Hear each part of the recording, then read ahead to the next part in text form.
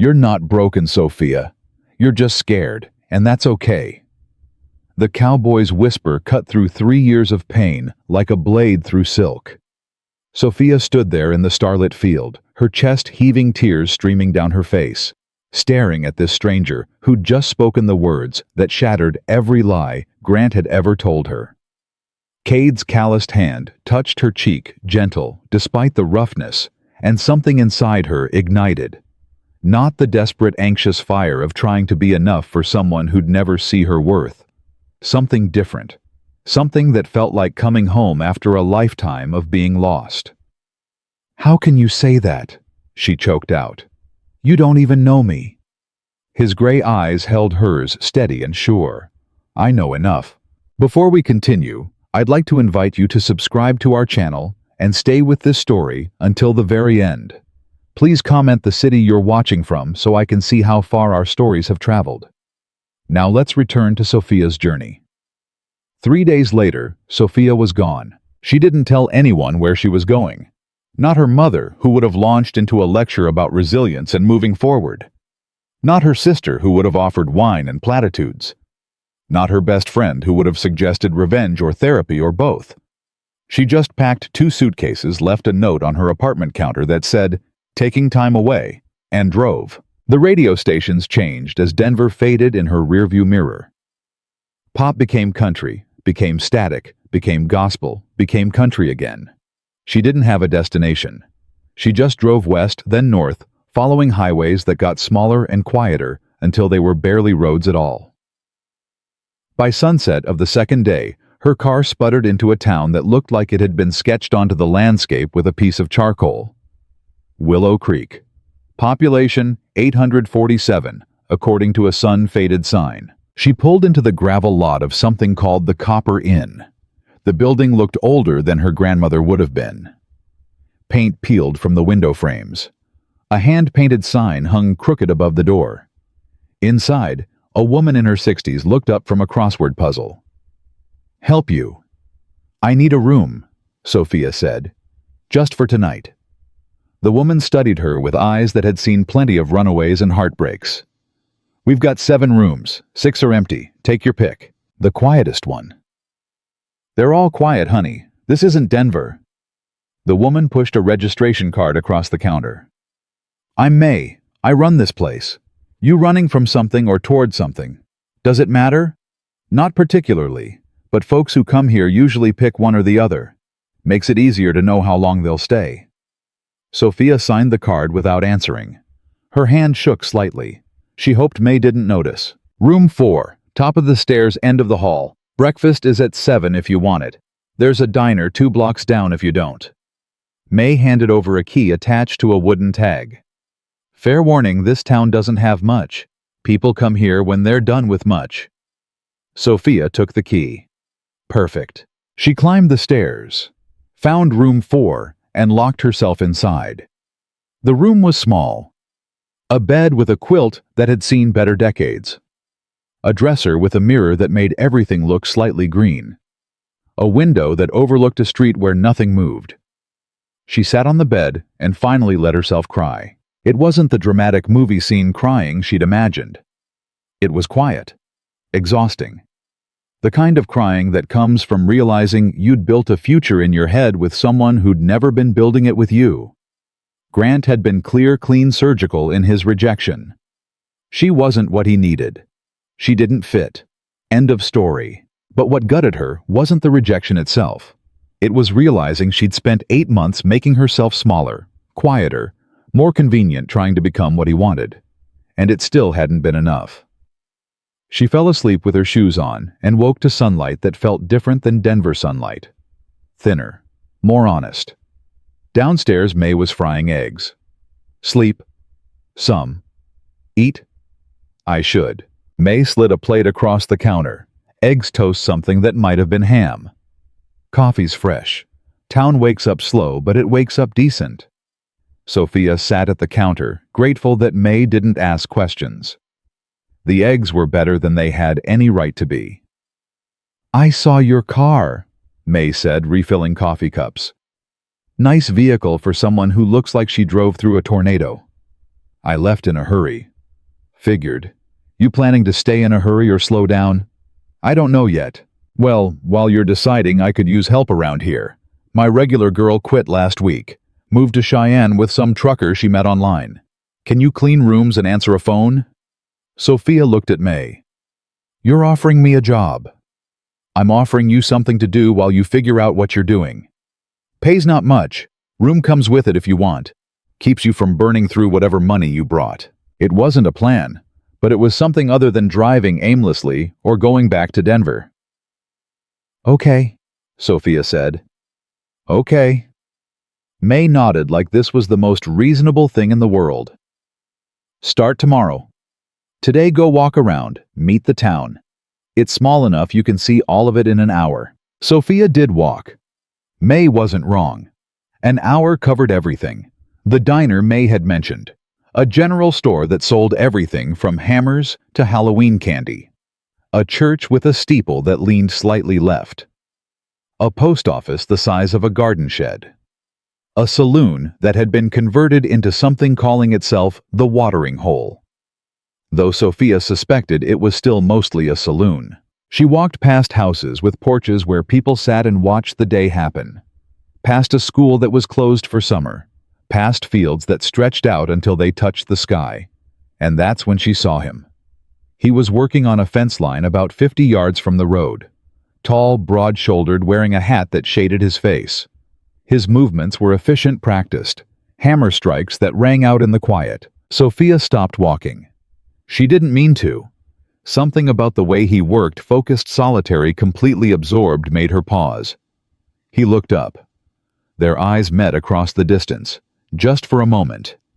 Then he looked back down at his work, and Sophia kept walking, her heart doing something strange in her chest. She didn't know why that brief look had affected her. She didn't want it to affect her. She'd come here to heal from one man.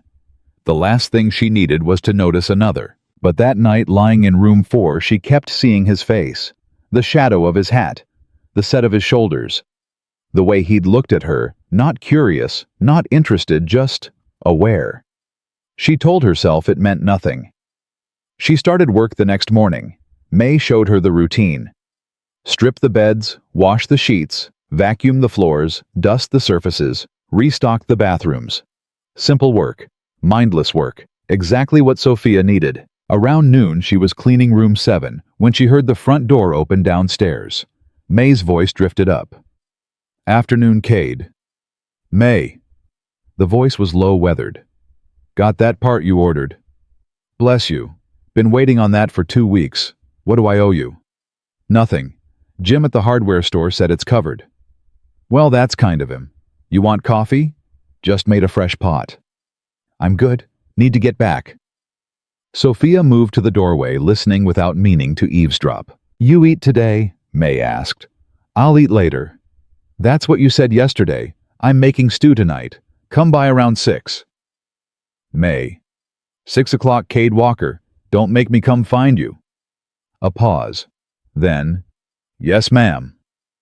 Footsteps moved toward the door. Sophia stepped back from the doorway, but not before catching a glimpse of him leaving. Same hat, same shoulders, same man from the fence line, Cade. That evening, Sophia was restocking towels in the hallway closet when the front door opened again. 6 o'clock exactly. Punctual as a heartbeat, May said. Sit, stew's ready. Sophia stayed upstairs. This wasn't her business. May was feeding a friend, that was all. But May's voice carried. Sophia, come down here and eat.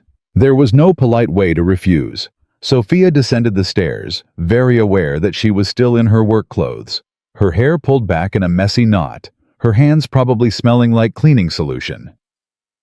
Cade stood when she entered, old-fashioned manners. His hat was off now, revealing dark hair and eyes that were more gray than blue. He was probably in his early 30s, weathered in a way that came from work, not age. Cade Walker, this is Sophia Matthews. She's helping me around here. Ma'am? He nodded. Just Sophia, she said. Ma'am makes me feel like I should be teaching Sunday school. The corner of his mouth almost moved. Almost. May ladled stew into bowls. They sat. For a long moment, nobody spoke. The only sound was spoons against bowls. Finally, May broke the silence. "Sophia's from Denver." Cade glanced at her, said nothing. "Left a few days ago," May continued, apparently determined to fill the quiet. "Needed a change of scenery." "Denver's a long way from here," Cade said. "Not a question, just an observation." "That was kind of the point," Sophia said. He nodded, like he understood completely. They ate in silence again, but it felt different now. Less awkward. More like an understanding that words weren't always necessary. When Cade finished, he stood. "Thank you, May. Best stew in 3 counties." "Only stew in 3 counties," May said, "but I'll take the compliment." He put his hat back on, nodded to Sophia. "Nice meeting you." "You too." He left. The door closed behind him with a soft click. May looked at Sophia with eyes that were far too knowing. "He's a good man." "I'm sure he is. Lost someone years back. His fiancée. Car accident. Hasn't been the same since." Sophia felt something twist in her chest. "That's awful." It was, but he keeps going. That's what you do out here. You keep going. Sophia helped May clear the dishes. She didn't ask about Cade again, didn't want May to get ideas. But that night in room 4, she thought about the way he'd stood when she entered. The quiet in his voice, the understanding in that single nod. She told herself it still meant nothing. The next few days fell into a rhythm. Wake early, clean rooms, help May with whatever needed doing, eat simple meals, sleep in room 4, repeat. Sophia saw Cade 3 more times that week. Once at the general store where he was buying feed and she was buying shampoo. They nodded, didn't speak. Once at the post office where they arrived at the same moment and he held the door. "Thank you," she'd said. "Welcome," he'd replied. And once driving past her on the road, his truck kicking up dust. He'd raise 2 fingers from the steering wheel in greeting. Each time her heart did that strange thing. That awareness thing. That noticing thing. She hated it. On Friday evening, May told her to take the night off. "You've worked straight through. Go have a drink at the watering hole. Meet some people. You can't hide in this inn forever." "I'm not hiding." May gave her a look that said they both knew better. So Sophia went. The watering hole was exactly what she'd expected. Dark wood, older crowd, country music playing low. She sat at the bar and ordered something simple. "You're new?" The bartender was a man in his 50s with a friendly face. "Working at May's place." "Ah, she's good people. Welcome to Willow Creek." He slid her drink across. "First one's on the house. Town tradition for newcomers." "That's kind. We're a kind town, mostly." Sophia sipped her drink, looked around. Most of the tables were occupied by people who clearly knew each other. Lifelong friends, families, couples who'd probably been married since before Sophia was born. She felt very alone. "Mind if I sit?" She turned. Cade stood there, his own drink in hand, his hat pushed back slightly. "It's a free country," she said. Then immediately regretted how sharp it sounded. "I mean, yes, sure." He sat. They were quiet again, but this time the silence felt heavier, more loaded. "May says you're doing good work," he finally said. "May's easy to please. May's particular as they come. If she says you're doing good work, you are." Sophia looked at him, really looked at him. His face was all angles and shadows. A scar ran along his jawline, faint but visible. His hands were calloused, scarred from work. "She told me about your fiancé," Sophia said. She didn't know why she said it. It just came out. Cade's expression didn't change. "May tells everyone everything eventually. I'm sorry for your loss. It was a long time ago. Does it get easier?" He considered this, took a drink. "No, you just get better at carrying it." Sophia felt something crack inside her chest. Not break, just crack, like ice thawing. "I got rejected," she said. Didn't plan to say it. But there it was. By someone I thought I loved. Someone I thought loved me back. He told me I didn't fit his life, that I wasn't what he needed. Cade looked at her. That why you left Denver? Yes. That why you're here? I didn't have anywhere else to go. He nodded. Sometimes that's the best reason. They sat in silence again, but this silence was different. This silence understood. Can I tell you something? Cade said. Okay. The person who doesn't see your worth isn't the person who gets to define it. Sophia felt tears threatening. She blinked them back. That's a nice thought. It's not a thought. It's true. He finished his drink. Grant that his name... She blinked. How did you... You said his name in your sleep the other night. I was fixing May's porch railing under your window. Her face burned. I didn't know. You were crying. I almost knocked. Didn't want to intrude. I don't usually... She couldn't finish the sentence. You don't have to explain yourself to me, Sophia. The way he said her name, gentle and certain, made her chest tight. You came here to heal. That's enough. She looked at him. This quiet, wounded, impossibly kind man. Why are you being nice to me? Why wouldn't I be? Because I'm a mess. Because I'm broken. Because... You're not broken. His voice was firm, final. You're hurt. There's a difference. Sophia felt something shift inside her. Something fundamental. How do you know? Because broken things don't get up and drive 500 miles looking for a new start. Broken things stay broken. You're not broken, Sophia. You're just scared, and that's okay. The words hit her like a lightning strike. You're not broken. You're just scared, and that's okay. Nobody had said that to her. Not her mother, not her sister, not her best friend. Everyone had treated her pain like something to fix, to medicate, to therapy away. But Cade, this man she barely knew, had just given her permission to be exactly what she was. Scared, hurt, but not broken. She felt tears fall before she could stop them. I'm sorry. I don't usually cry in bars. First time for everything. He handed her a napkin. And for what it's worth, you're allowed to cry wherever you want. She laughed. It came out wet and messy, but it was real. You're very different from most men I've known. I'm just a cowboy who fixes fences and doesn't talk much. Maybe that's exactly what I needed. Their eyes met. Held. Something passed between them. Something neither of them named. Cade stood. I should go. Early morning tomorrow. Okay. He put his hat back on. Sophia? Yes. You're going to be fine. Better than fine. You just don't know it yet. He left before she could respond. Sophia sat at the bar, napkin still in her hand, tears still on her face, and felt something she hadn't felt in months. Hope. She walked back to the inn that night with Cade's words echoing in her head. You're not broken. You're just scared. The night air was cool, and for the first time since leaving Denver, Sophia felt like she could breathe all the way down. May was reading in the small sitting room when Sophia came in. She looked up over her glasses. You're smiling. Sophia touched her face, surprised. I guess I am. Good. It's about time. May went back to her book, but Sophia caught the satisfied look on her face.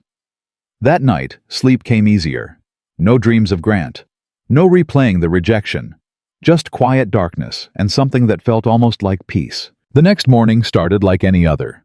Sophia was stripping beds in room 3 when she heard voices downstairs. May's and another one. Male, unfamiliar.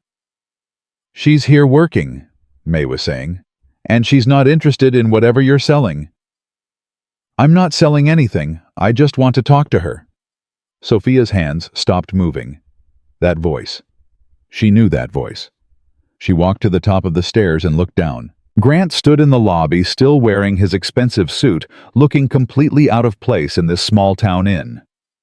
Her heart dropped into her stomach. What are you doing here? He looked up, relief flooding his face. Sophia. Thank God.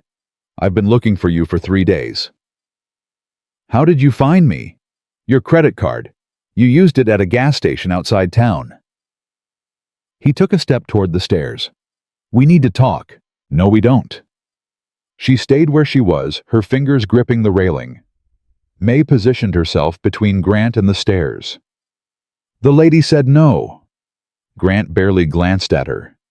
This is private. Sophia, please. Just give me 5 minutes. You had 8 months, Sophia said. Her voice was shaking, but steady. You don't get 5 more minutes. I made a mistake. He ran his hand through his hair, the gesture she used to find endearing. Now it just looked rehearsed.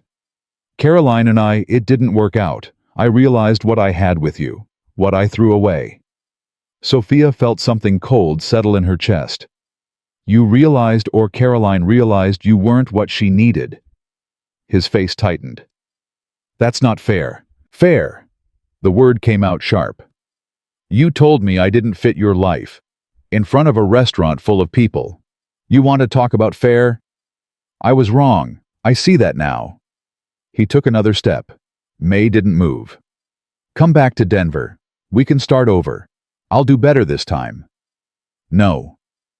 Sophia, be reasonable. I am being reasonable. The answer is no. You can't just throw away what we had because of one fight. It wasn't a fight, Grant. You ended it, clearly, deliberately. You chose someone else. And I'm unchoosing her. I choose you. The words should have meant something. 3 weeks ago they would have meant everything. But standing there looking at him in his expensive suit with his expensive words, Sophia felt nothing. No, that wasn't true. She felt anger. You don't get to do this, she said. You don't get to decide I'm broken and then decide I'm fixed when it's convenient for you. I'm not a project. I'm not a backup plan. That's not what this is. Then what is it? Because from where I'm standing it looks like you're here because your first choice didn't work out. His jaw tightened. I drove 500 miles to find you. That has to mean something. It means you're used to getting what you want. Sophia started down the stairs and May stepped aside to let her pass. She stopped 3 feet from Grant, close enough to see the frustration in his eyes. I'm not coming back. Not now. Not ever. You're making a mistake. Maybe. But it's my mistake to make. There's nothing for you here, Sophia. This town is nowhere. You're better than this.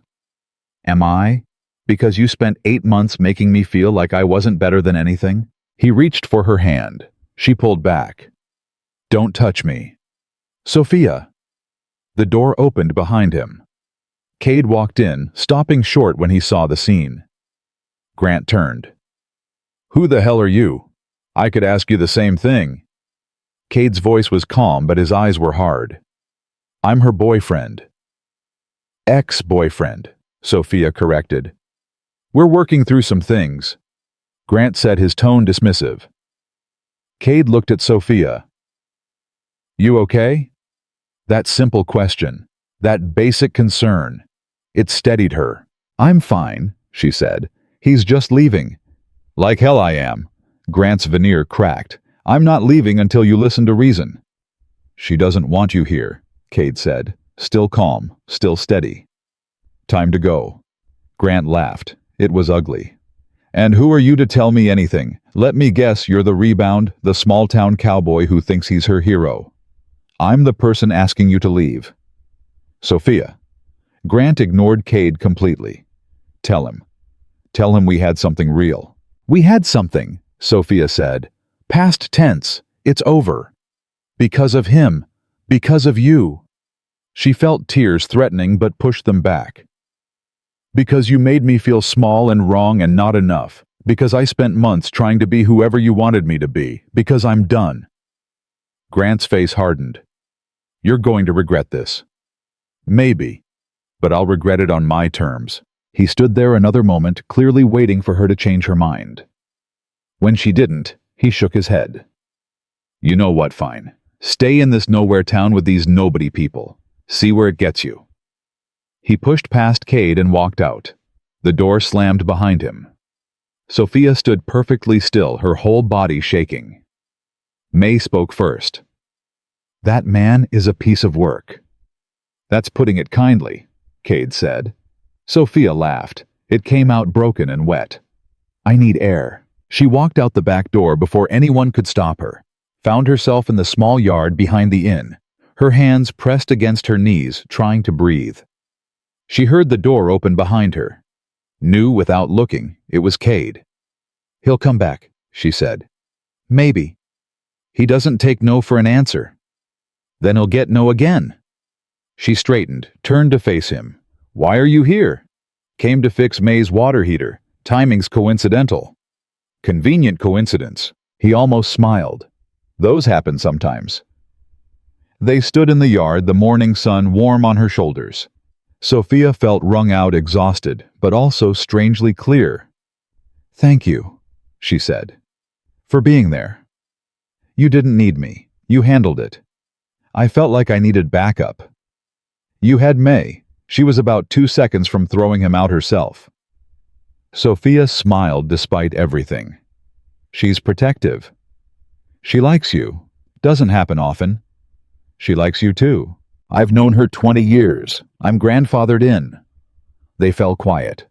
Sophia studied him, this man who kept showing up at exactly the right moments. Can I ask you something? She said. Go ahead. Why do you care about me, I mean? You don't know me. Cade considered this. I know enough. That's not an answer. No, it's not. He met her eyes. Truth is, I see something in you that reminds me of myself.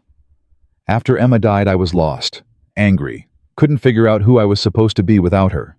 People kept telling me to move on, get over it, find someone new. Like grief was something you could schedule and complete. What did you do? I stopped listening to them, started listening to myself, figured out that healing doesn't mean forgetting. It just means learning to carry it better. Sophia felt something tighten in her throat.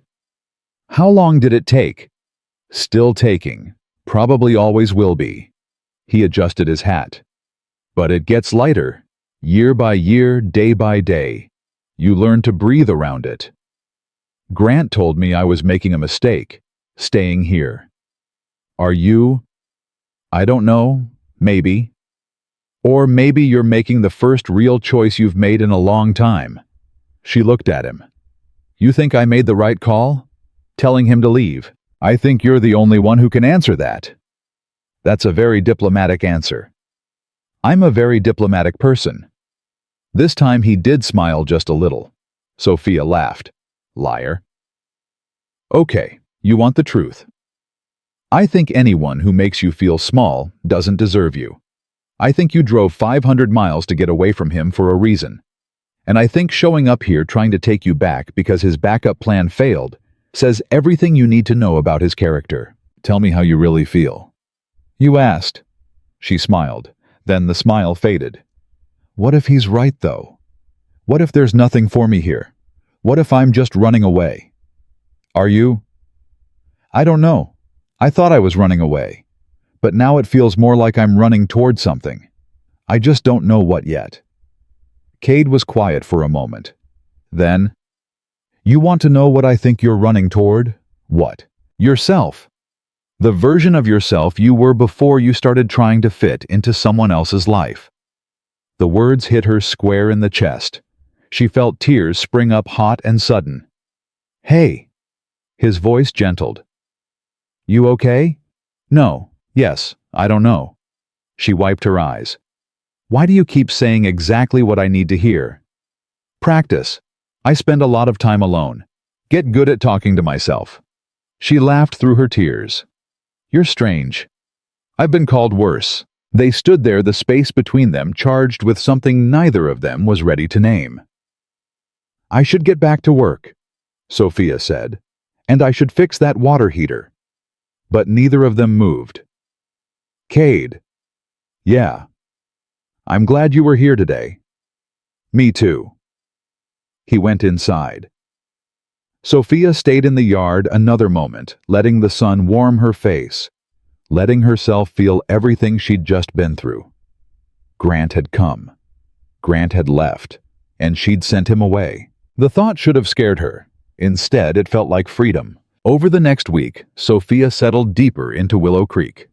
She learned the rhythms of the town, the names of the regulars who came into the inn the best time to buy fresh bread from the general store. She learned that Mrs. Patterson at the post office knew everyone's business, that Frank at the diner made coffee strong enough to wake the dead, and that Thursday nights at the watering hole meant live music if you were generous with the definition of live and even more generous with music. She also learned that Cade had a habit of showing up, not in an intrusive way, not in a pursuing way. He just appeared, fixing things for May, picking up supplies at the general store when Sophia happened to be there, sitting at the bar on Friday night when she stopped in for a drink. They talked, small conversations that grew longer. She learned he'd grown up on his family's ranch, that his father had died when he was 16, that he'd almost left Willow Creek after Emma's death, but couldn't bring himself to abandon the land. "It's in my blood," he said one evening. They were sitting on May's porch watching the sun set over the fields. "The ranch, the work, this place. I tried to hate it after Emma, tried to blame it for keeping us here when maybe if we'd been somewhere else, somewhere with better roads, faster hospitals." He trailed off. "But it wasn't the ranch's fault," Sophia said quietly. "No, it was just bad luck. Wrong place, wrong time. Drunk driver ran a red light." He took a breath. "She died on impact. They told me she didn't suffer. I don't know if that's true, or if they just say that to make people feel better." Sophia reached over and took his hand. He looked down at their joined hands, surprised. "I'm sorry," she said. "It was 5 years ago. That doesn't make it hurt less." He squeezed her hand, didn't let go. "No, it doesn't." They sat like that until the sun disappeared completely and the stars came out, their hands linked, neither of them saying anything, because nothing needed to be said. The next morning, Sophia was cleaning room 2 when her phone rang. She almost didn't answer, but then saw it was her sister. "You're alive," Jenna said when Sophia picked up. "Mom's been worried." "I'm fine, I left a note." A note that said, "taking time away." That's not exactly detailed information. It was all the information I had. Jenna sighed. "Grant called me. Said he found you in some tiny town in the middle of nowhere." Sophia's grip tightened on the phone. "What did he say?" "That you're making a mistake. That you're confused. That you need time to think clearly." A pause. "Are you okay, Soph?" "I'm better than okay." "Really?" "Because Grant made it sound like you're having some kind of breakdown." "Of course he did." Sophia sat on the freshly made bed. "Did he tell you what he said to me, why I left?" "He said you had a fight about the future. He told me I didn't fit his life, that I wasn't what he needed. Then he picked someone else." The words came out flat, factual. "Then that didn't work out, so he drove 500 miles to tell me he'd made a mistake and I should come back." Silence. Then, "He's an asshole." "Yes." "And you told him to leave." "Yes." "Good. You should have punched him too, but I'll settle for you telling him off." Jenna's voice softened. "So where are you really?" "A town called Willow Creek. It's small, quiet. I'm working at an inn." "You're working at an inn?" "I needed something to do. Sophia Matthews, city girl extraordinaire, is working at a small town inn." Jenna laughed. "I never thought I'd see the day." "Neither did I. Are you happy?" The question surprised her. "I think I'm starting to be." "Then stay as long as you need to. I'll handle Mom." "Thank you. But Soph, if you meet some handsome cowboy out there, you have to tell me. I'm living vicariously through you now." Sophia thought of Cade, his quiet strength, his gentle words, the way her heart jumped every time she saw him. "I'll let you know," she said. After she hung up, Sophia sat on the bed for a long moment, thinking about what Jenna had asked. Was she happy? 2 weeks ago, she would have said happiness was impossible, that Grant had taken it with him when he walked away. But now, sitting in this simple room, in this quiet town, she realized something. Grant hadn't taken her happiness. She'd given it to him, handed it over piece by piece, trying to be what he wanted, trying to earn his approval, trying to fit into a life that was never meant for her. And now she was taking it back. The thought was so powerful, so clear, that she had to stand up and move. She finished cleaning the room, then went downstairs, where May was doing paperwork. "I want to stay," Sophia said. May looked up. "You're already staying." "No, I mean really stay. Not just until I figure things out. I want to make this work. The job, the town, all of it." May studied her. "What changed?" "I did." May smiled. "Good answer. Room's yours as long as you want it. Job too. Though I warn you, winter here is brutal." "I'll manage." "I believe you will." May went back to her paperwork. Cade stopped by earlier. Said he's got some horses that need exercising if you're interested. Might be good for you. Get you out of this inn before you start talking to the wallpaper. Sophia felt her heart skip. He said that his exact words were, "If Sophia wants to learn to ride, I've got horses. I'm translating into human." "When?" "This afternoon if you want. He's at his ranch, about 3 miles north. Can't miss it." Sophia tried not to seem too eager. "I might stop by." May didn't look up, but Sophia caught her smile. "You do that." At 2 o'clock, Sophia borrowed May's truck and drove north. The ranch appeared exactly where May said it would. A simple house, a barn that had seen better years, fences that stretched out toward the horizon. Cade was in the corral with a horse working it through some kind of exercise. He saw her truck and waved. Sophia parked and walked over, suddenly nervous. "May said you had horses." "I do. You want to meet them?" "I've never ridden before." "Everyone starts somewhere." He opened the gate. "Come on." He introduced her to 3 horses. Thunder, a massive black gelding. Daisy, a gentle mare with a white star on her forehead.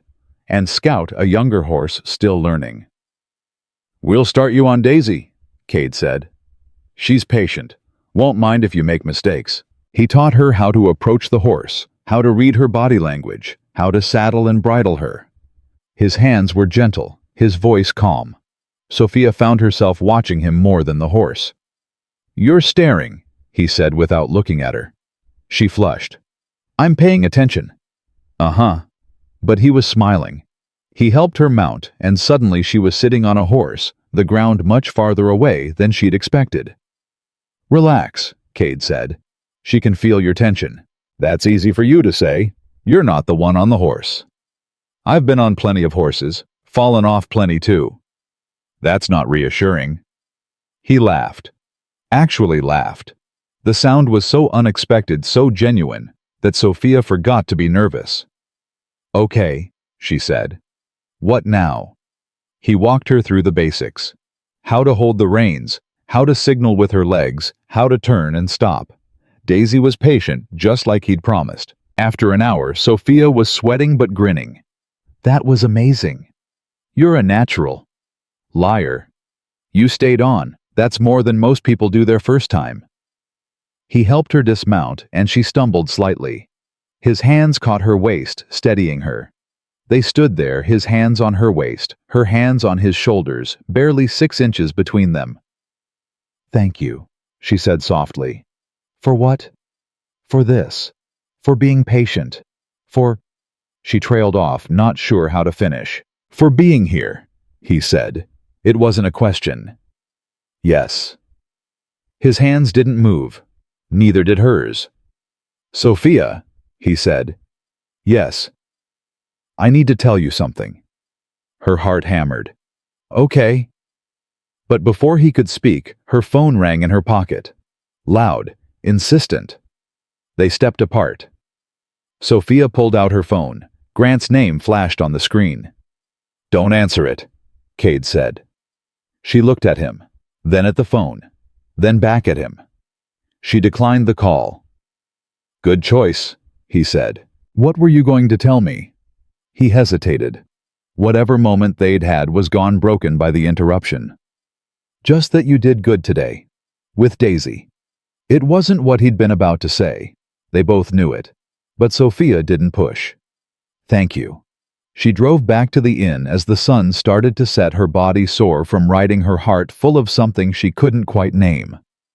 That night, Grant called 4 more times. She didn't answer any of them. By the 5th call, Sophia turned her phone off completely. May noticed the next morning. Phone trouble, Grant trouble. Sophia was making coffee, her movements sharp and frustrated. He won't stop calling. Block him. I did. He's calling from different numbers now. May muttered something unflattering under her breath. Want me to answer next time I've got some choice words saved up? Despite everything, Sophia smiled. Tempting. But I think ignoring him sends a clearer message. Does it though? Men like that don't understand silence. They understand doors slammed in their faces. I'll keep that in mind. She spent the morning cleaning rooms and trying not to think about Cade, about his hands on her waist, about whatever he'd been about to say before Grant's call interrupted, about the way her heart had hammered when they'd stood that close. Around noon, someone knocked on the front door.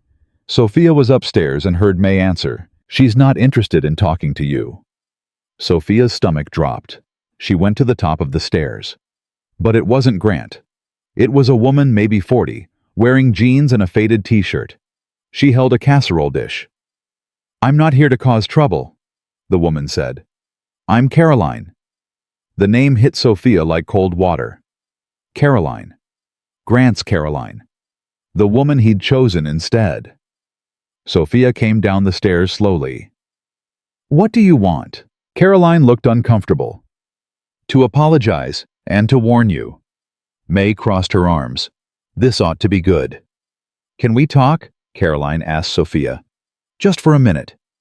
Sophia wanted to say no, wanted to close the door and pretend this wasn't happening. But something in Caroline's face stopped her. Fine, 5 minutes. They sat on the porch. Caroline set the casserole dish between them like a peace offering. I didn't know about you, Caroline said. When Grant and I started dating, he told me he was single. Of course he did. I found out later, after you left. He let something slip, and when I pushed, he admitted he'd just ended things with someone. Caroline's jaw tightened. He made it sound mutual, like you'd both decided it wasn't working. That's not what happened. I know. I heard him on the phone with you, the day he came here. She looked at Sophia. I heard what he said, how he talked to you, and I realized what kind of man I'd been dating. Sophia didn't know what to say. I broke up with him that night, Caroline continued. Told him I wasn't interested in being anyone's second choice. He didn't take it well. He doesn't take anything well. No, he doesn't. Caroline leaned back. That's why I'm here, to warn you. He's not done. He's obsessed with the idea that you're here living your life without him. He talks about it constantly, about how you've made a mistake, how you'll come crawling back. I won't. I believe you, but he doesn't. And when Grant doesn't get what he wants, he gets mean. Sophia felt ice settle in her chest. What are you saying? I'm saying be careful. He's been drinking more, talking about coming back here, about making you see reason. Caroline stood. I just thought you should know. Why are you helping me? Because I was you once, with a different man, and nobody warned me. She picked up the casserole dish and handed it to Sophia. It's chicken and rice. Comfort food. You look like you could use some. She left before Sophia could respond. May came out.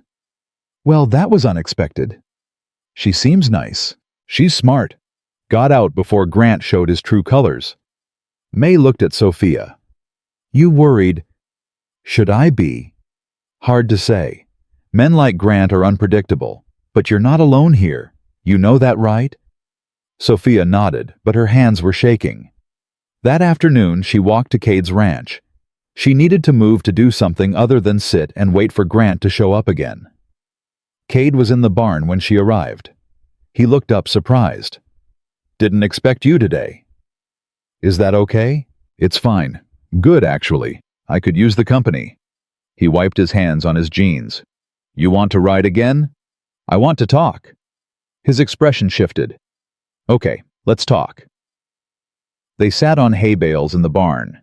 Sophia told him about Caroline's visit, about Grant's obsession, about the warning. Cade listened without interrupting. When she finished, his jaw was tight. He needs to leave you alone. I know. No, I mean someone needs to make him leave you alone. Cade, I'm not talking about violence. I'm talking about a clear message, legal if necessary. A restraining order. If it comes to that, yes. Sophia wrapped her arms around herself. I don't want to make this bigger than it is. It's already big. He's harassing you from 500 miles away. That's not normal behavior. He's just angry. He'll get over it. Will he? Cade leaned forward. Sophia, men like Grant don't just get over rejection. They escalate.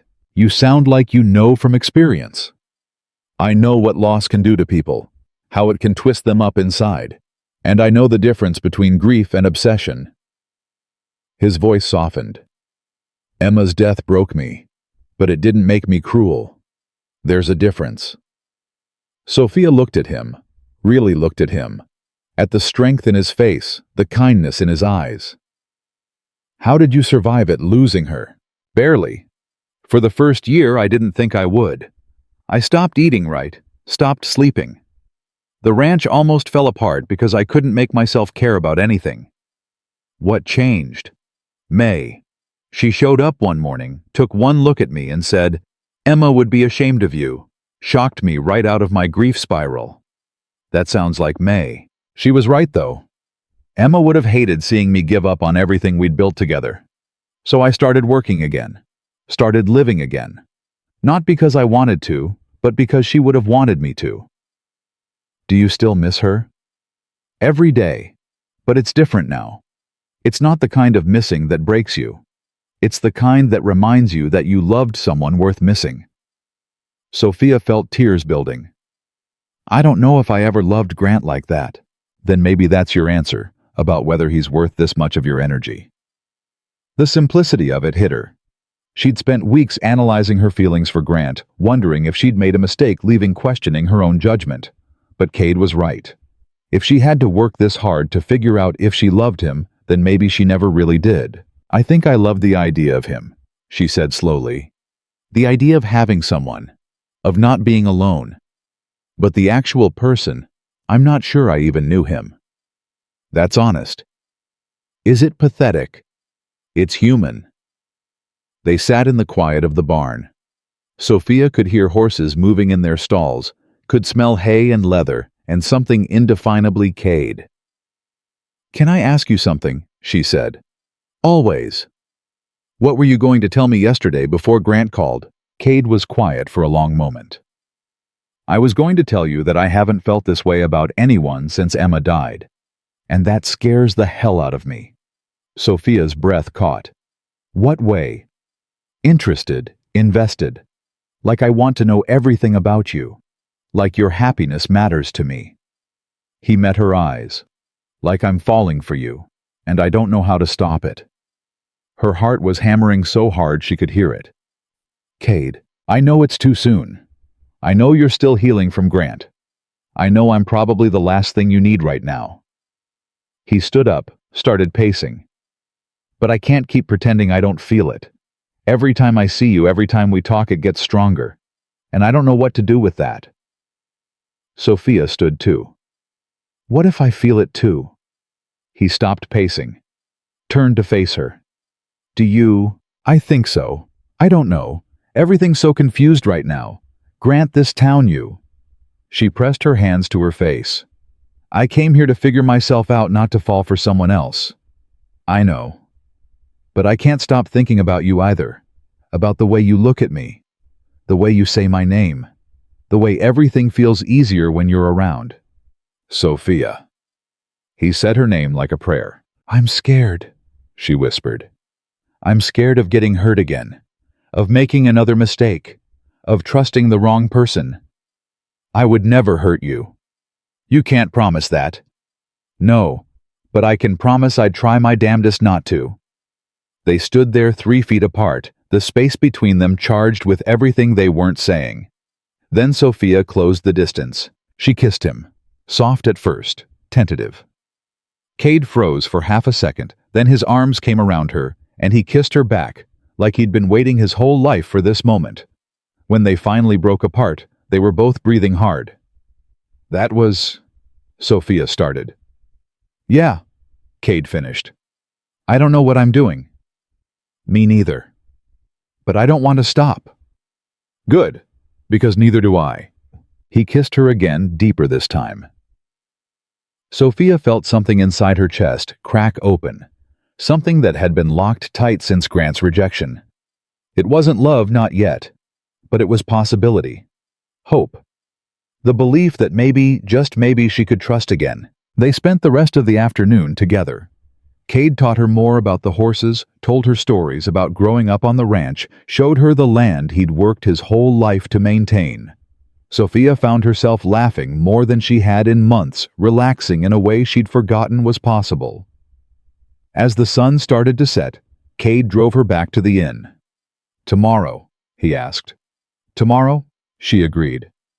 She went inside feeling lighter than air. May took one look at her face and grinned. "About time." "What?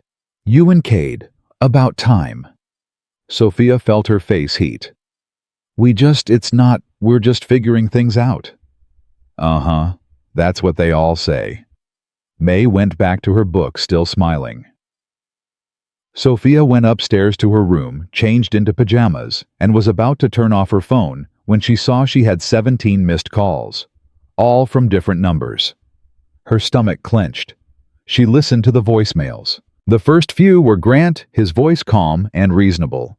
"Sophia, please call me back. We need to talk about this like adults." Then they got angrier. "You can't just ignore me forever. I deserve better than this."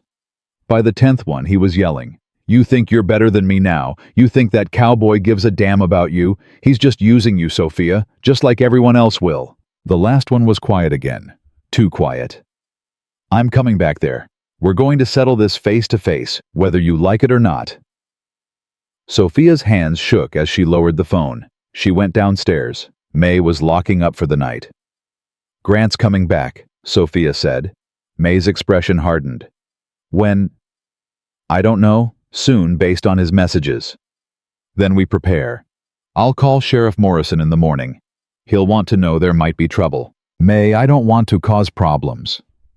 "You're not causing anything. Grant is. And we don't let bullies win in this town." Sophia felt tears threaten. "Thank you." "Nothing to thank me for. This is what we do. We take care of our own." May pulled her into a quick, fierce hug. "You're one of us now. That means something here." Sophia went to bed but couldn't sleep. Every car sound outside made her jump. Every creak of the old building set her nerves on edge. Around 3 in the morning, she heard gravel crunching outside. She went to the window and looked down. A car was parked in the lot. She couldn't see the driver, but she knew. She knew it was Grant. She grabbed her phone and texted Cade. "He's here." The response came immediately. "Don't go outside. I'm on my way." 10 minutes later, another truck pulled into the lot. Cade got out, walked straight to the other car, and knocked on the window. Grant rolled it down. Sophia couldn't hear what they were saying, but she could see their body language. Cade calm and solid. Grant agitated and angry. The conversation lasted maybe 5 minutes. Then Grant's car started and pulled out of the lot, tires spitting gravel. Cade stood there until the tail lights disappeared. Then he looked up at Sophia's window. She went downstairs and opened the door. "What did you say to him?" she asked. "That if he comes on this property again, I'll have him arrested for trespassing. That Sheriff Morrison has already been notified, and that you have witnesses to his harassment." "Did he believe you?" "I don't know, but he left. For now." "For now." Cade's jaw was tight. "But he'll be back. Men like him always come back." "I can't keep living like this, looking over my shoulder, waiting for him to show up. Then we make it so he can't." Cade pulled out his phone. "I'm calling Morrison right now. You're filing a formal complaint. We document everything. Every call, every visit, every threat." "Cade, this isn't optional, Sophia. This is your safety." She nodded, feeling numb. Sheriff Morrison arrived 20 minutes later, looking irritated at being woken but professional. He took Sophia's statement, listened to the voicemails, made notes about Grant's previous visits. "I can't arrest him for calling you," Morrison said, "but I can pay him a visit. Make it clear that continued contact will result in charges. Sometimes that's enough to scare them straight." "And if it's not?" Sophia asked. "Then we escalate. Restraining order, harassment charges, whatever it takes." He closed his notebook. "But Miss Matthews, you need to understand something. Men who do this kind of thing, they're unpredictable. You need to be careful. Don't go anywhere alone. Keep your phone on you. Trust your instincts." After Morrison left, Cade sat with Sophia in the lobby until the sun came up. "You should go home," she said. "Get some sleep." "I'm fine here." "Cade, I'm not leaving you alone. Not tonight." So they sat together on May's worn couch, Sophia's head eventually finding its way to Cade's shoulder, his arm around her, both of them too wired to sleep, but finding comfort in not being alone. May found them there in the morning. She didn't say anything, just made coffee and set 2 cups on the table in front of them. "Thank you," Sophia said, to both of them. "Nothing to thank us for," May said, echoing her words from the night before. "This is what family does." Family. The word settled over Sophia like a blanket. She'd been in Willow Creek less than a month, but somehow these people had become more family than her actual family had been in years. That afternoon, Sheriff Morrison called. Paid Grant a visit at the motel just outside town. He's agreed to head back to Denver, said he got the message. "Do you believe him?" Sophia asked. Morrison paused. "I believe he heard me. Whether he listened is another question. Stay vigilant." Sophia hung up and told Cade, who'd stayed close all day. "It's not over," she said. "No, but it's a step. I hate this. I hate that he has this much power over my life." "Then we take the power back." "How?" Cade thought for a moment. "By not letting him control your choices. You want to stay in Willow Creek?" "Yes." "You want to keep working for May?" "Yes." "You want to see where this thing between us goes?" Sophia looked at him. At this man who'd shown up at 3 in the morning to protect her. Who'd sat with her until dawn. Who looked at her like she was worth protecting. "Yes," she whispered. "I do." "Then that's what we do. We keep living. We don't let Grant or anyone else make us small." He took her hand. "And we do it together." Sophia squeezed his hand, feeling something shift inside her. Not just hope this time, something stronger. Determination. Grant had taken enough from her, her confidence, her peace, her sense of safety. She wasn't giving him anything else. Together, she agreed. That night, Sophia slept without nightmares. And for the first time since leaving Denver, she woke up feeling like maybe, just maybe, everything was going to be okay. But peace never lasted long. 3 days later, Sophia was walking back from the general store when she saw him. Grant, standing outside the inn, hands in his pockets, looking like he'd been waiting for hours. Her groceries almost slipped from her hands. "You need to leave." "I just want to talk." His voice was different now, softer, almost pleading. 5 minutes. That's all I'm asking." "The sheriff told you to stay away from me."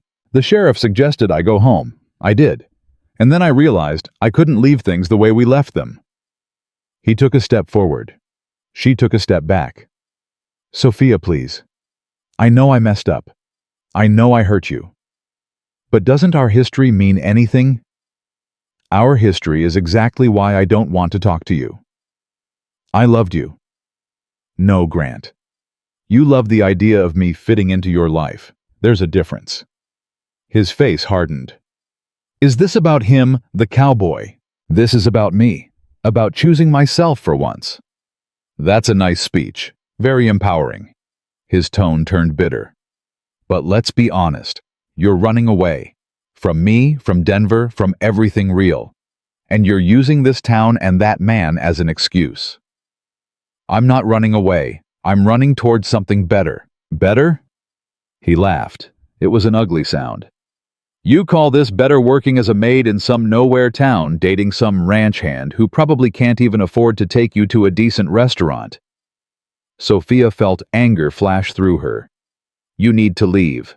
Now. Or what you'll call your cowboy. Have him threaten me again. I'll call the sheriff, like I should have done the second I saw you. She pulled out her phone. Grant lunged forward and grabbed her wrist. Don't. Let go of me. Not until you listen. She said let go. Cade's voice came from behind her. Low. Dangerous. Sophia had never heard him sound like that. Grant released her wrist immediately. This is a private conversation. Not anymore. Cade moved to stand beside Sophia. You need to leave, right now. And if I don't, then I make you leave. And trust me, you don't want that. They stood there, 3 people locked in a standoff. Sophia's heart was hammering. Grant looked between them, his face twisted with fury, and something else. Something that looked almost like desperation. You're making a mistake, Sophia, he said finally. When this falls apart, and it will, don't come crying back to me. I won't, she said. Her voice didn't shake. I promise you that. Grant stared at her another moment, then turned and walked to his car. But before he got in, he looked back. You think you know him, he called out. Ask him why he really moved to Willow Creek. Ask him about the accident. Ask him what he's running from. He got in his car and drove away. Sophia turned to Cade.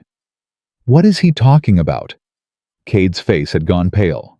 Nothing. He's just trying to cause trouble. Cade. It's nothing, Sophia.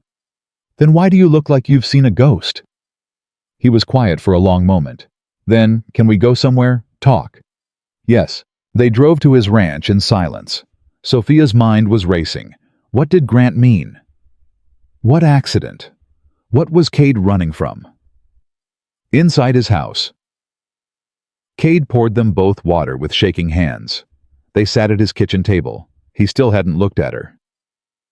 Talk to me, she said gently. He took a breath. I didn't move to Willow Creek. I was born here. But I did leave for a while, after high school. Went to college in Wyoming. Okay. That's where I met Emma. We were both studying agriculture. Fell in love fast. Got engaged our senior year. Planned to come back here together, work the ranch, build a life. What happened?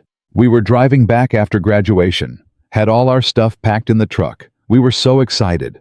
Emma had all these plans for the ranch, for the house, for everything. His voice cracked. We stopped at a gas station just outside town. I went in to pay.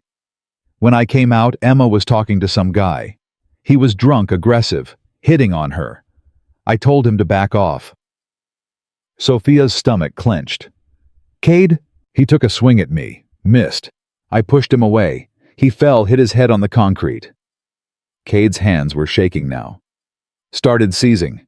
I called 911, tried to help, but by the time the ambulance came, he trailed off. What happened to him? Died 3 days later in the hospital. Brain injury. Cade looked at her, finally his eyes haunted. They cleared me. Said it was self-defense, that I was protecting Emma. But his family, they didn't see it that way. They blamed me, said I killed him. But you didn't. I pushed him, Sophia. He died because I pushed him. His voice was raw. Emma couldn't handle it. The guilt, the family's accusations, the trial, even though I wasn't charged. She started having panic attacks, couldn't sleep. 2 months after we moved back here, she got in her car to go to the store, and a drunk driver hit her. Sophia felt tears on her face. Cade, that's not your fault, isn't it? If I hadn't pushed that guy, if Emma hadn't been traumatized by what happened, maybe she wouldn't have been so distracted that day. Maybe she would have seen the other car coming. You can't think like that. I've thought like that every day for 5 years. He stood up, started pacing. That's what Grant meant. That I'm running from what I did. And he's right. I am. I stayed here because leaving felt like abandoning Emma. But staying here means living with the constant reminder of everything I destroyed. Sophia stood too, went to him, took his hands. You didn't destroy anything. A drunk man assaulted Emma. You protected her. That's not a crime. Tell that to his family. Tell that to the people in town who look at me and see a killer. Does May look at you like that? Does Sheriff Morrison do any of the people who actually know you? He was quiet. Cade, you're a good man who had something terrible happen. That doesn't make you a bad person. It makes you human. I should have told you, he said. Before we kissed. Before any of this. You deserve to know. Why didn't you? Because I was scared you'd look at me differently. That you'd see what everyone else sees. And what's that? Someone broken. Someone dangerous. Someone not worth trusting. Sophia cupped his face in her hands. I see someone who's been carrying guilt that isn't his to carry. I see someone who's survived more pain than most people can imagine. And I see someone who's still kind, still gentle, still capable of love, despite everything he's lost. Sophia, Grant told you that to hurt us, to make you doubt yourself and make me doubt you. Don't let him win. Cade pulled her close, buried his face in her hair. She felt his whole body shaking. I'm so tired, he whispered. So tired of carrying this. Then let me help you carry it. They stood like that for a long time, holding each other in the middle of his kitchen. Both of them wounded, both of them healing, both of them brave enough to try. Later they sat on his porch as the sun went down. Sophia's head on his shoulder, his arm around her. I meant what I said, she told him. About helping you carry it. I know. But Sophia, you need to understand something. Emma's family still lives in the next county. They still blame me. If we're together, you'll be associated with me. People will talk. They might treat you differently. Let them talk. I'm serious. This town is small. Everyone knows everyone's business. Being with me comes with baggage. Being with anyone comes with baggage. Yours just happens to be trauma you didn't cause, instead of character flaws you refuse to address. She sat up, looked at him. I'm not afraid of your past, Cade. I'm only afraid of you pushing me away because of it. I don't want to push you away. Then don't. He kissed her. Soft and desperate and full of everything they'd both been too scared to say. When they broke apart, he said, I'm falling in love with you. Her breath caught. Cade, I know it's fast. I know we barely know each other. But I can't pretend I don't feel it. After Emma, I didn't think I'd ever feel this way again. And then you showed up broken and beautiful and determined to heal, and I couldn't help it. I'm falling for you too, she whispered. And it terrifies me. Good. It should. Love is terrifying. Is that what this is, love? I think it might be, or at least the beginning of it. Sophia felt tears building. I don't know how to do this. How to trust again. How to let someone in. Neither do I. So we'll figure it out together. They stayed on the porch until the stars came out, talking about everything and nothing, making promises they hoped they could keep. When Cade drove her back to the inn, May was waiting up. She took one look at their faces and nodded. Grant came by again, she said. Sophia's stomach dropped. When? About an hour ago. I told him you weren't here. He asked where you were. I told him it was none of his damn business.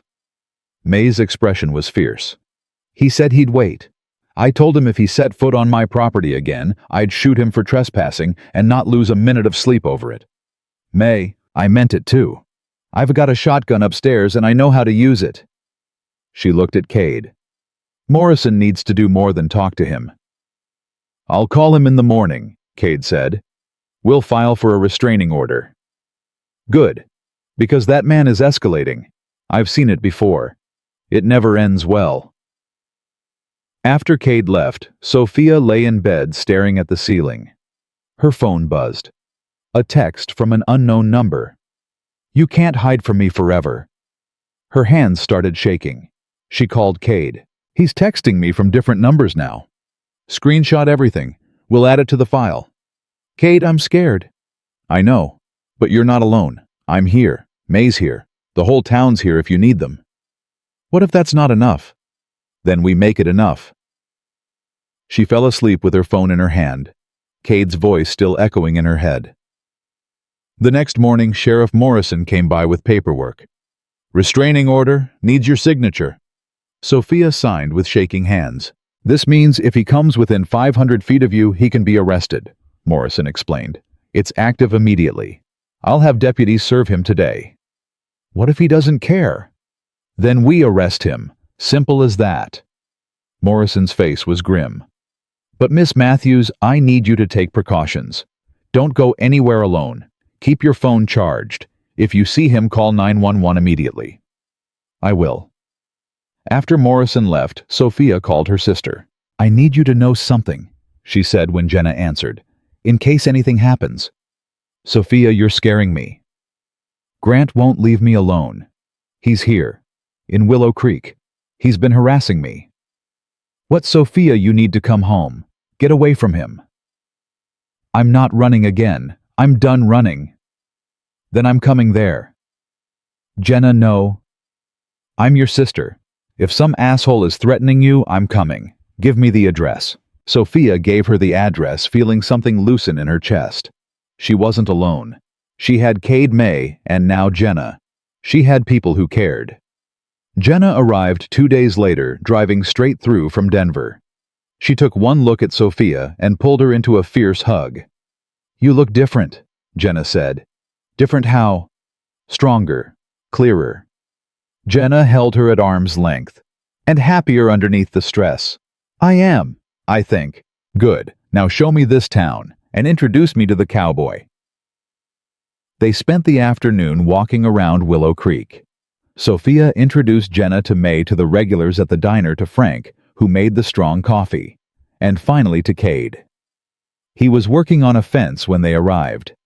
He saw them coming and set down his tools, wiping his hands on his jeans. Cade, this is my sister Jenna. Jenna looked him up and down. So you're the one.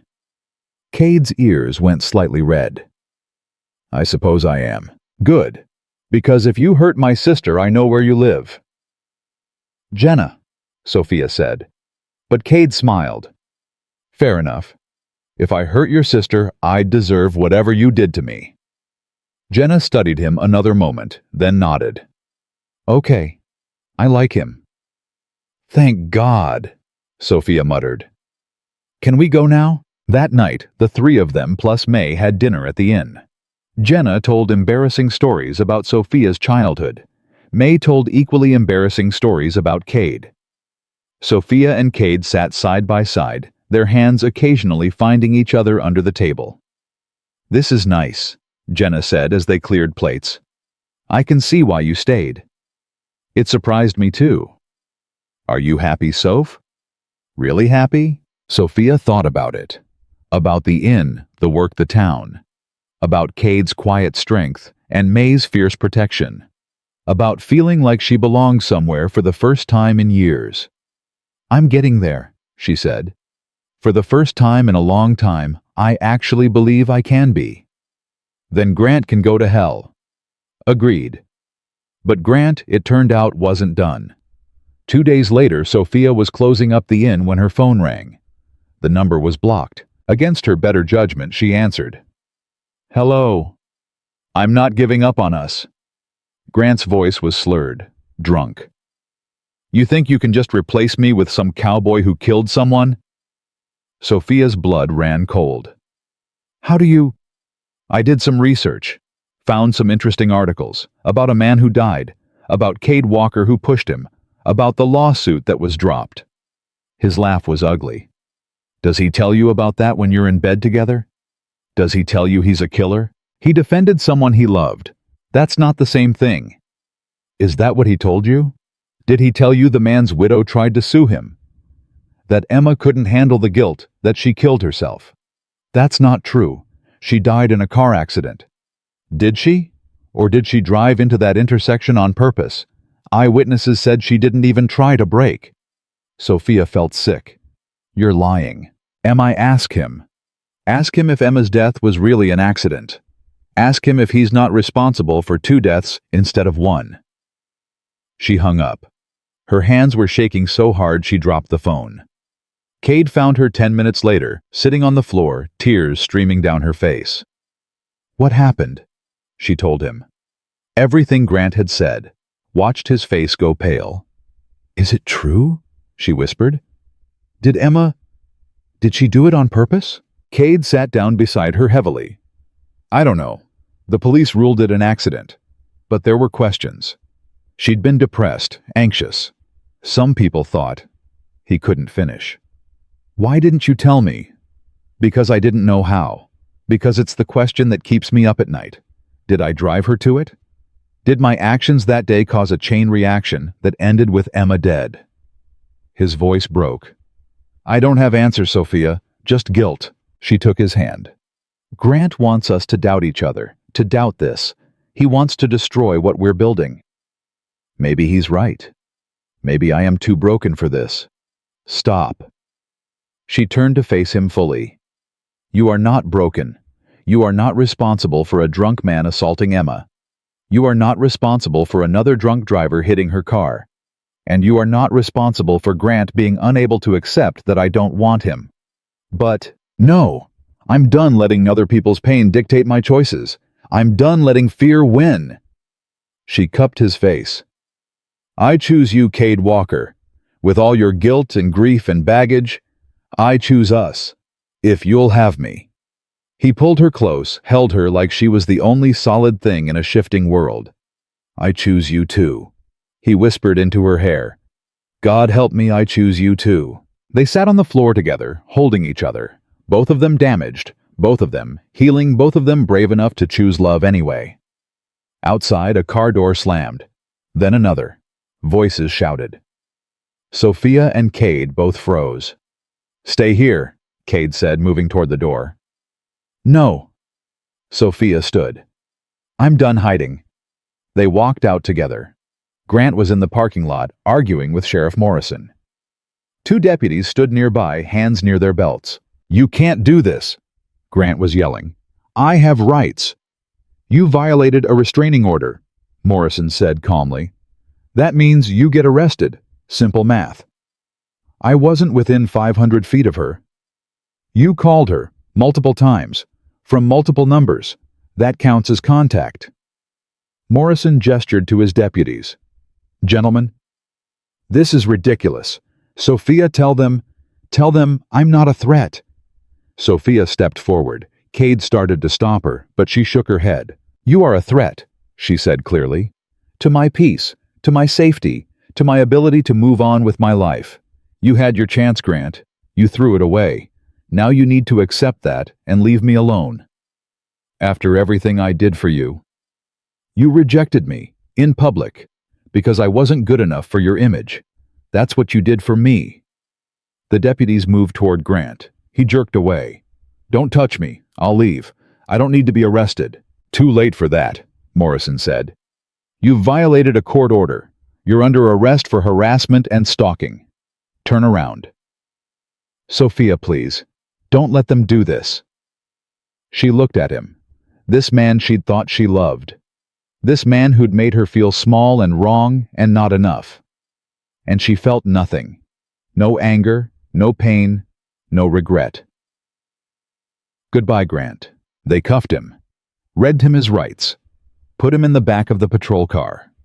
He was still yelling as they drove away, but Sophia couldn't hear the words anymore. Didn't want to. May came out of the inn, Jenna right behind her. "It's done?" Jenna asked. "It's done," Morrison confirmed. "He'll be held overnight, arraigned in the morning. Judge will likely add jail time for the violation. Then he'll be gone for good." "Thank you," Sophia said. After Morrison left, the 4 of them stood in the parking lot. Sophia felt like she should feel something: relief, triumph, vindication.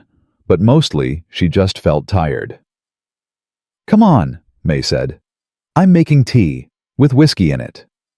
They sat in May's kitchen drinking spiked tea and not talking much.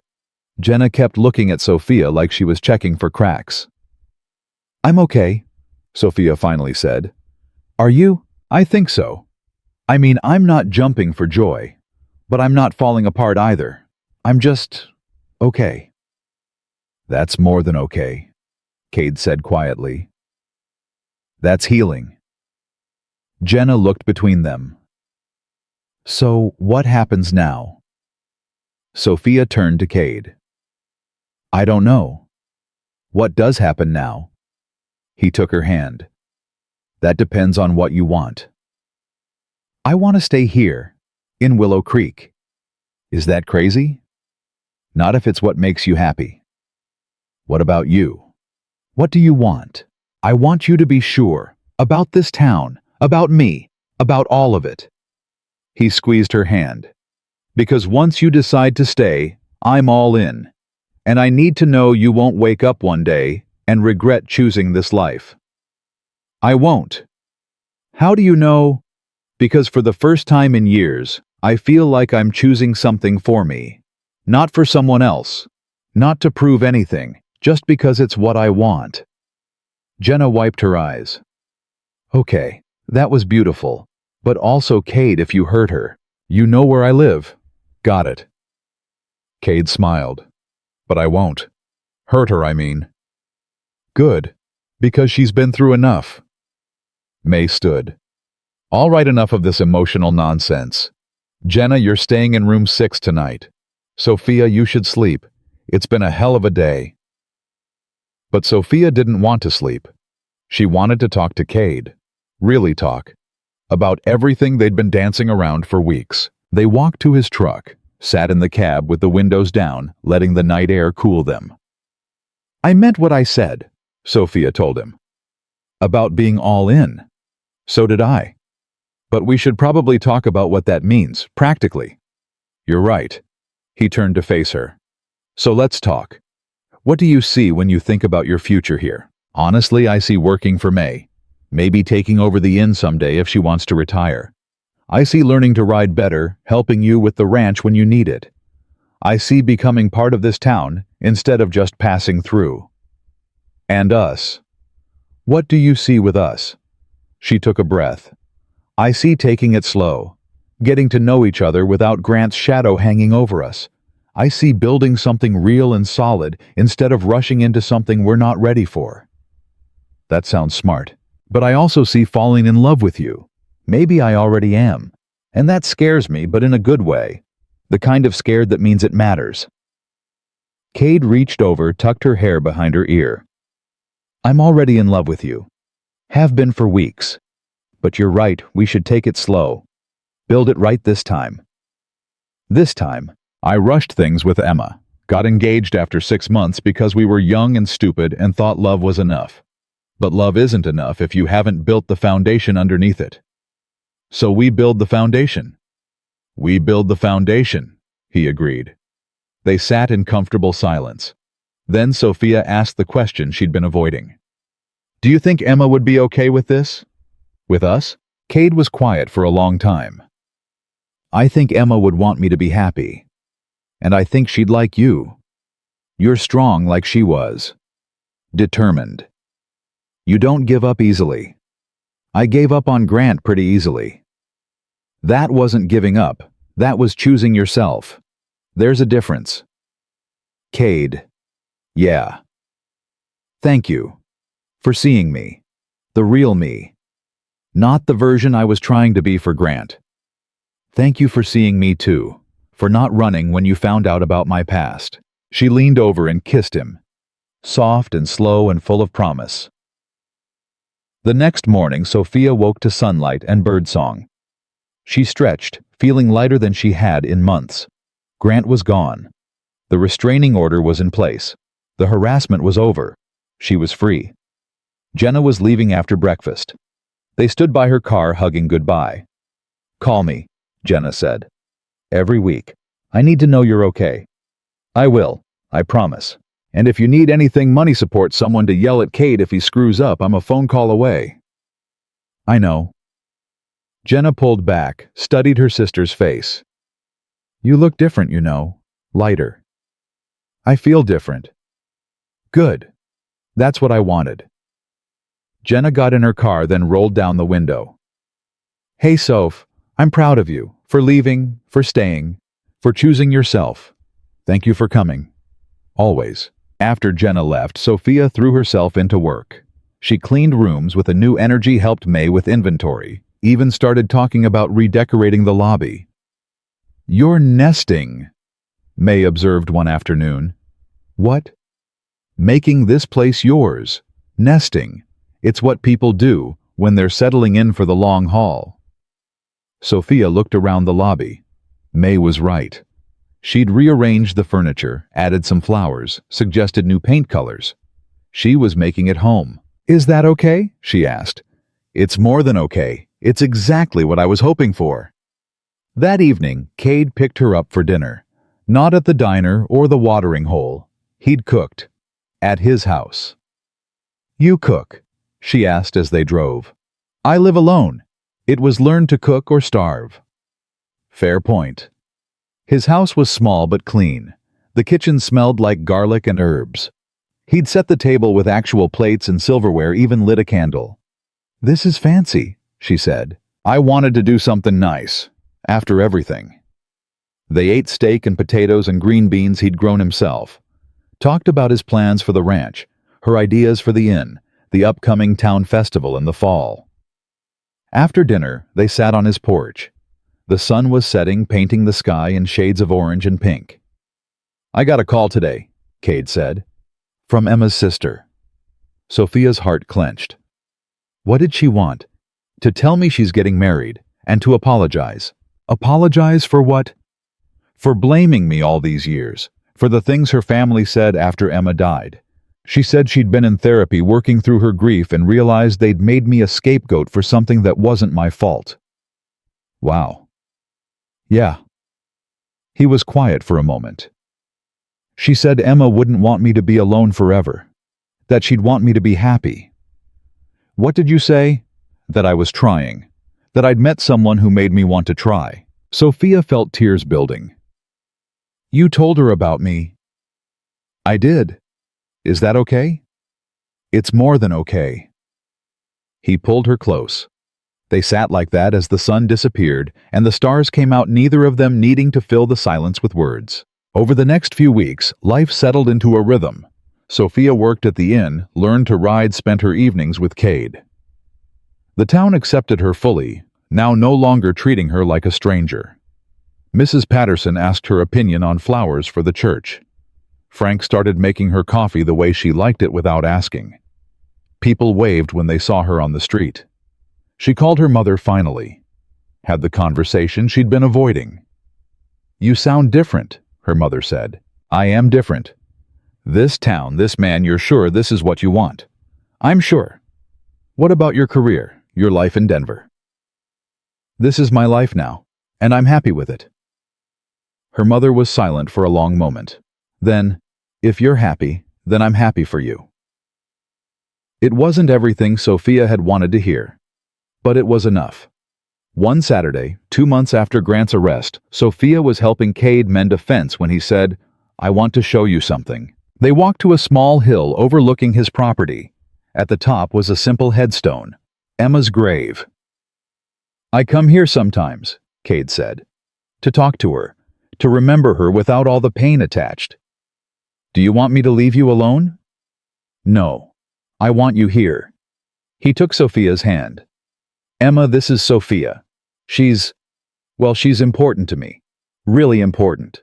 And I wanted you two to meet even if it's like this. Sophia felt tears on her face. Hi, Emma. Thank you. For loving him. For shaping him into the man he is. I'll take care of him, I promise.